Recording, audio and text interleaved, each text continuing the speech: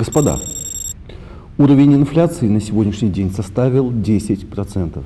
И по нашим данным он будет только расти. 단가는 그 윗선으로 이미 올린 것으로 알고 있습니다. 저희는 관세율을 더 이상 낮출 수는 없을 것 같습니다. 俄罗斯不是已经从北韩取得了稀土开发权吗？其他方面应该让步了。 Сегодня мы не обсуждаем вопросы землепользования. Китайская сторона не является посредником в этом деле. 没想到进行的这样不顺利。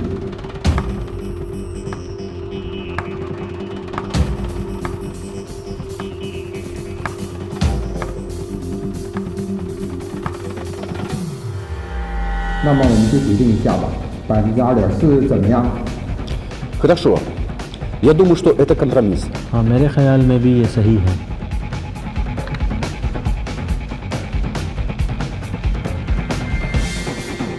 죄송합니다. 휴정 건의합니다.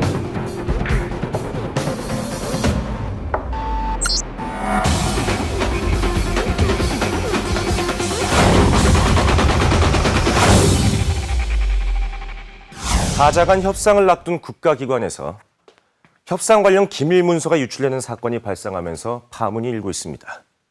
수십 건의 기밀 문서가 해외로 유출됐으며 이 중 20건이 협상 관련 극비 문서였다고 합니다.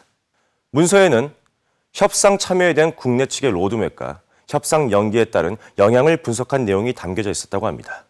이와 관련해 당국 조사팀도 기관의 관계자들을 불러서 사건에 관해 조사를 진행하고 있습니다. 어떻게 해서 기밀 정보가 유출된 것일까요? 과연 기밀을 빼내기 위한 누군가의 의도적인 범행이었을까요?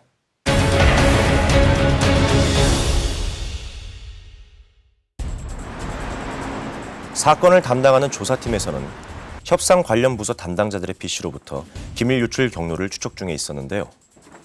일단은 해당 부서의 문서들이 오간 클라우드가 먼저 해킹을 당한 것으로 보고 있거든요. 사이버 공격 화면이 한글로 표기되어 있어 한국 내에 있는 서버를 통해 공격이 이루어진 것으로 보여집니다. 조사 과정에서 밝혀진 것은 기밀 문서의 최초 유출 경로가 관련 부서 직원의 메일 아이디를 통해서라는 것. 하지만 해당 직원은 자신의 아이디가 유출되었다는 사실을 전혀 모르고 있었다는 듯 했습니다. 당황스럽죠, 그냥. 이게 어디로 어떻게 하는지 저는 알 수가 없으니까요. 아이디는 어떻게 유출될 수 있었던 걸까요? 그의 행적을 추적해 보기로 했습니다. 먼저 해당 직원이 주로 업무를 보는 사무실의 PC. 국가기밀 관련해 수많은 문서가 저장되어 있기에 보안에 각별히 신경을 쓰고 있었는데요. 기관에서 쓰는 인트라넷 프로그램을 쓰고 있기 때문에 주기적으로 패치도 하고 공문도 내려와요.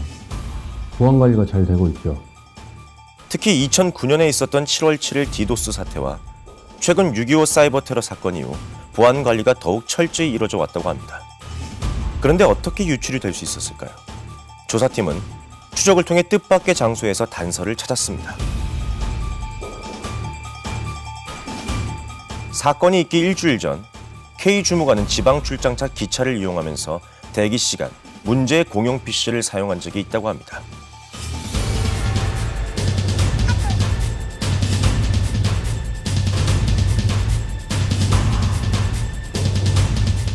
PC에는 K 주무관이 예측하지 못한 해킹 프로그램이 깔려 있었습니다. 키보드를 통해 메일 아이디와 비밀번호를 빼낼 수 있었던 것입니다. 해커는 아이디와 비밀번호를 이용해 이메일에 보관되어 있던 자료를 빼내간 거죠.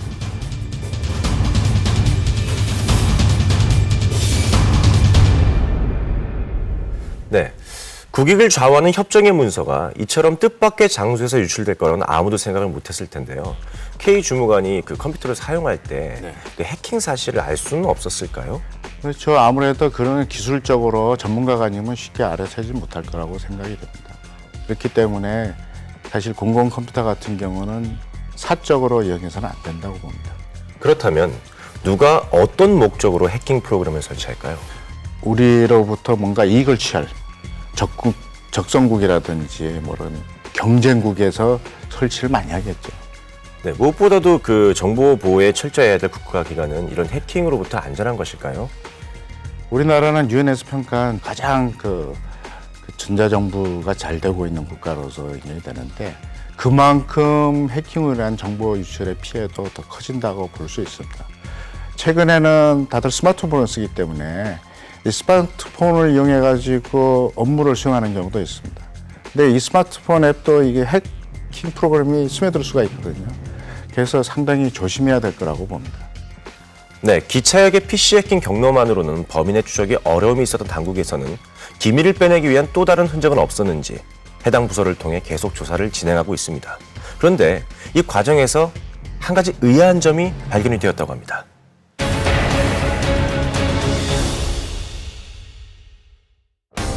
K 주무관이 주고받은 문서들, 그리고 해당 부서의 기밀 문서에는 협상에서 중요한 핵심 쟁점으로 오가던 구체적인 수치가 명시되어 있지는 않았다고 하는데요. 그렇다면 어떻게 P일보는 협상 전 이미 주요 정보를 정확히 보도할 수 있었던 걸까요? 기밀 유출에 또 다른 경로가 있는 걸까요? 해당 기사를 보도한 기자와의 만남을 시도했습니다. 그러나 사건 이후 기자와는 연락 두절 상태. 어떻게 보도가 진행된 것인지 신문사 측과 접촉을 통해 확인하기로 했습니다. 네, 아무래도 어디서 직접적으로 기밀을 빼낸다거나 하는 건 아니고요. 기자들이 그 관계기관 사람들하고 친하게 지내다 보면 개인적으로 질문도 할 수 있고 이런 과정에서 자연스럽게 소위 말하는 유도 질문을 통해 정보를 알아낼 수 있었을 거라는 얘기입니다. 그럼 지금 하실 말씀이 없으시다. 기자들은 술자리나 혹은 전화통화 도중 유도 질문을 통해 특종을 얻어내는 경우가 빈번하다는 얘기입니다. 예, 기자들 상대하는 거 교육도 하고 그러지만 아니 그 고도의 심리전을 쓰니까 아유, 술자리에서 오프 더 레코드 약속해놓고 뭐 다 갖다 써요. 뭐 우린들 방법이 있겠어요? 기자의 수첩에는 중요 업무를 다루는 국가기관 인사들과 점심 저녁 약속으로 빼곡합니다. 협상을 앞두고 접촉이 많아진 것을 확인할 수 있습니다. 국가적으로 중요한 협상이 있다 그러면 한마디로 전쟁이죠. 누가 먼저 팩트를 확인하느냐가 관건 아니겠습니까? 국가 기밀 유출을 둘러싸고 수사가 확대되는 시점. 우리는 한 익명의 제보자로부터 당시의 녹취 파일을 입수할 수 있었습니다.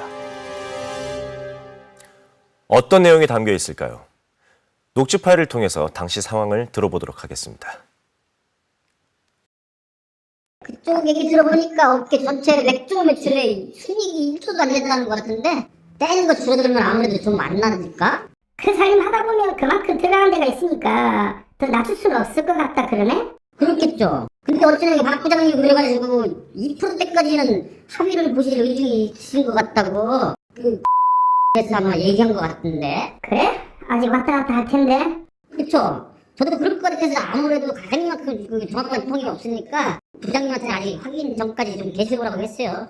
우리끼리 입장사에서 그니까 결정이 된 걸로 알고 있거든?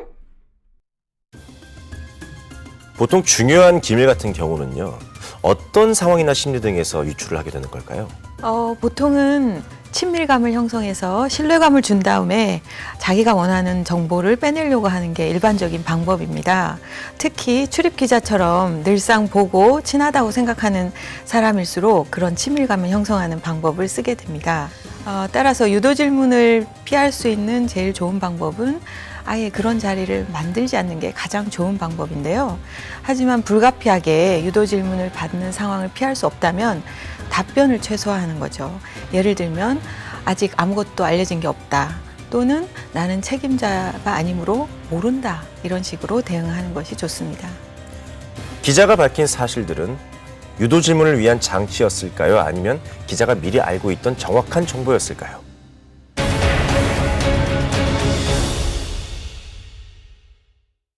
증권가 찌라시라 그러죠. 이미 몇 시간 전부터 공유가 돼 있던 상황이었고 상황을 확인만 하려고 했던 거죠. 기자들 사이에 커뮤니티에 글이 올라져 있는 거 보니까 소위 증권가 찌라시를 통해 이미 내용이 공유되었다는 사실.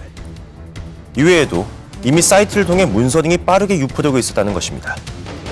국가기관에서 기밀 문서를 처리할 때는 현장 파쇄 처리를 하도록 되어 있습니다.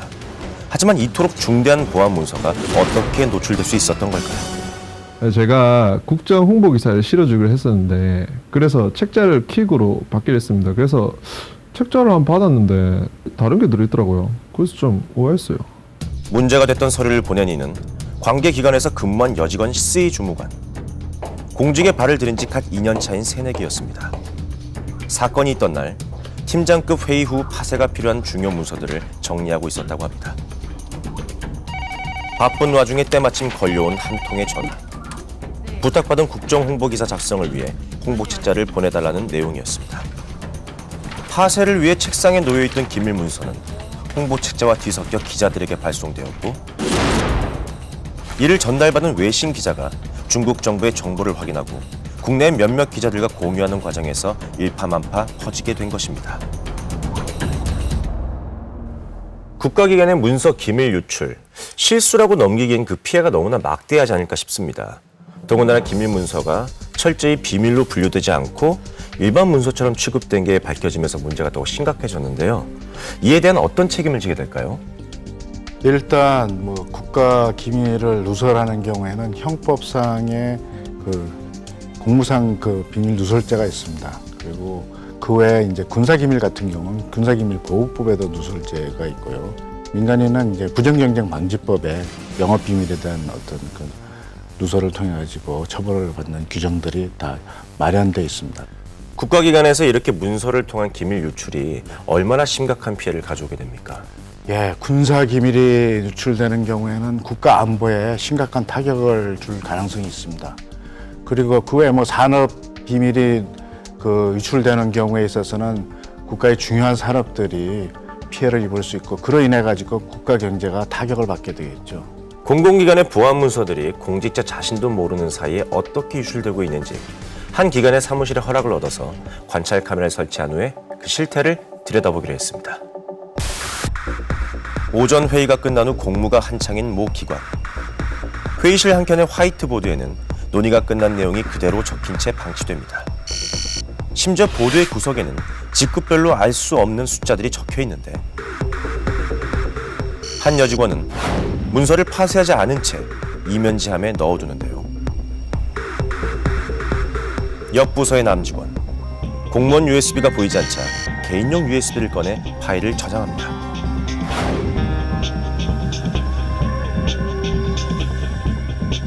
비어있는 직원의 책상 위 대외주의위라는 표제가 명시되어 있습니다.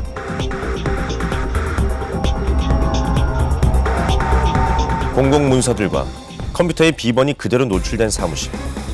공직자들이 눈치채지 못하는 사이 공공기관의 사무실은 보안정보 노출의 사각지대가 되어 있었습니다. 한 기관의 조사 결과에 따르면요, 공공기관의 데이터 유출 침해의 피해 경로는 외부자에 의한 피해는 40%인 반면에 내부자에 의한 피해가 전체 사건의 52%로 가장 크게 나타났습니다. 여기서 주시할 것은 앞서 보신 것처럼 고의보다는 본인이 의도하지 않더라도 자신도 모르는 사이에 기밀문서가 유출되는 경우가 많다는 사실이에요. 국가 안보와 직결된 정보를 접하는 공직자라면 누구보다 더 보안 수칙을 준수해야 할 것 같은데요. 지켜지지 않는 이유가 무엇일까요? 생산성하고 좀 모순된다고 생각하기 때문입니다. 예를 들면 내가 보안을 더 철저하게 지키면 생산성이 떨어진다라고 믿는 경향이 있습니다. 불편하고 또 설마하는 이런 생각들이 그런 보안을 좀 더 철저하게 지키지 못하게 막는 게 아닐까요? 대한민국의 미래가 달려있는 중요한 기밀 유출, 과연 막을 수는 없었을까요? 사실 평소에 정보 보안에 대한 의식이 중요합니다. 특히 공직자 같은 경우는 기밀의 등급과 상관없이 철저하게 보안 의식을 가지기 위한 정기적으로 교육 프로그램을 이수해야 된다고 봅니다. 공직자들의 이런 보안 불감증을 개선하려면 어떤 방법들이 있을까요? 우선은 공직자들의 의식 수준이 좀 더 업그레이드 될 필요가 있다고 생각합니다. 좀 더 이제 선진국이니까 보안에 대해서도 좀 더 선진국적인 그런 마인드를 가지고 개인의 이제 설마하는 이런 안전 의식, 불감증 이런 것들을 좀 고쳐야 되지 않을까 생각이 됩니다.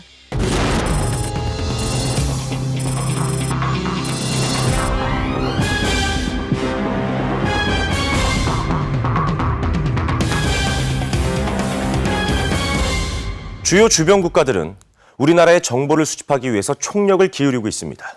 그 어느 때보다도 국가 보안이 중요한 시점입니다. 이번 사건의 주범은 아직 잡히지 않았지만 부주의함과 실수, 보안 불감증으로 인해 국가에 막대한 피해를 가져온 기밀 유출 사건의 공모자가 될 수 있다는 사실 반드시 기억해야 할 것입니다.